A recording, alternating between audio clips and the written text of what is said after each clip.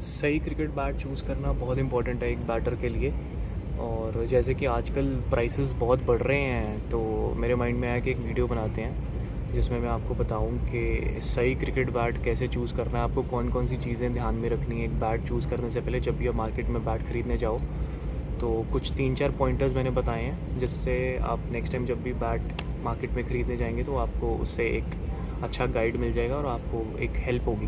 आपको टोटल 4 चीज़ें ध्यान में रखनी है एक बैट परचेज़ करने से पहले, जिसमें सबसे पहले आपको देखना है बैट का पिकअप एंड बैलेंस। फिर आप देखेंगे वेट ऑफ द वुड, कि वुड का वेट कितना है। फिर आपको चेक करना number and straightness of the grains. And सबसे लास्ट में आपको चेक करना है colour of the wood. Bat का पिकअप और बैलेंस अच्छा होना बहुत इंपॉर्टेंट है। तो बैट का पिकअप, जब आप बैट को पिक करते हैं, कोई कोई बैट ऐसा होता है जो आपके हाथ में फ़ील होता है कि यार ये बैट तो बहुत अच्छा है, ये बैट बनाई मेरे लिए है। और बैट का बैलेंस चेक करना बहुत इंपॉर्टेंट है। बैलेंस से मेरा मतलब है जो वेट है, जो बैट का वेट है वो इवनली डिस्ट्रीब्यूटेड होना चाहिए। आपको ऐसा फ़ील होना चाहिए कि वो इवनली डिस्ट्रीब्यूटेड है।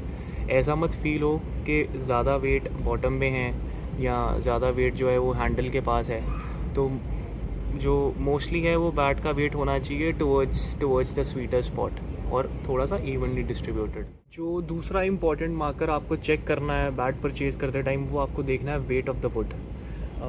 बैट का वेट जो आइडियली होना चाहिए एक बैटर के लिए, मैं रिकमेंड करूँगा 1160 से लेके 1190 ग्राम्स, इंक्लूडिंग द ग्रिप्स।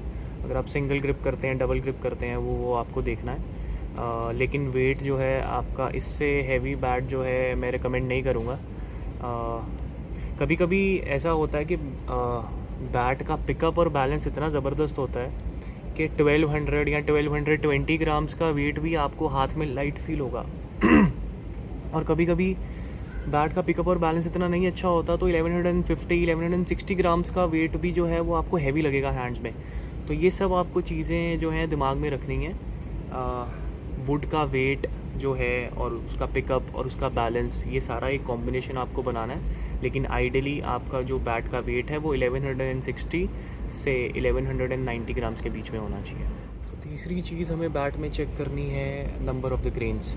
ये बड़ा इंपॉर्टेंट पॉइंट है, number and straightness of the grains.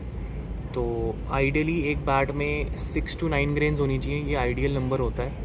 लेकिन जो बहुत जो प्लेयर्स यूज़ करते हैं, जो इंटरनेशनल प्लेयर्स यूज़ करते हैं, उसमें the number of the grains is a lot.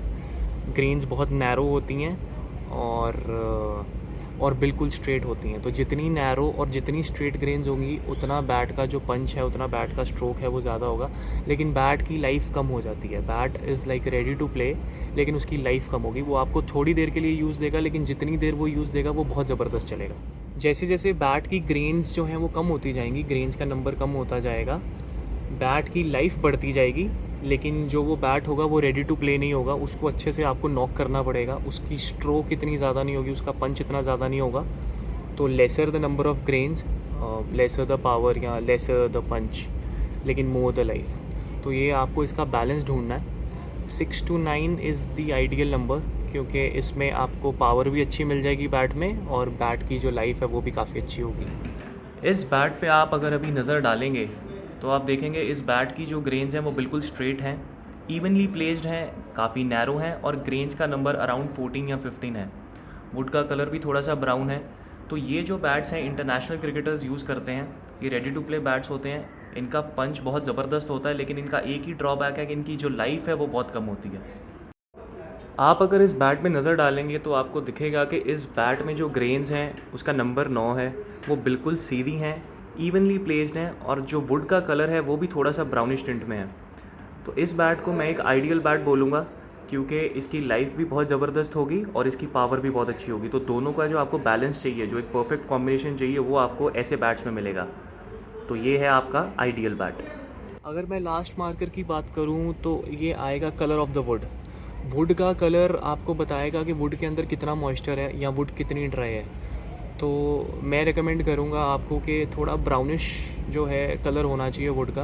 Brownish colour होगा, इसका मतलब वुड में ठीक ठाक मॉइस्चर है और बैट की स्ट्रोक अच्छी होगी, बैट की लाइफ भी अच्छी होगी। जैसे जैसे वुड का कलर थोड़ा वाइट होता जाएगा वैसे वैसे पता चलेगा आपको कि वुड में जो है मॉइस्चर कम है। मॉइस्चर कम है तो बैट की लाइफ भी कम होगी, बैट टूटने के चांसेस ज़्यादा हैं और बैट की जो स्ट्रोक है वो या पंच है वो भी कम होगा।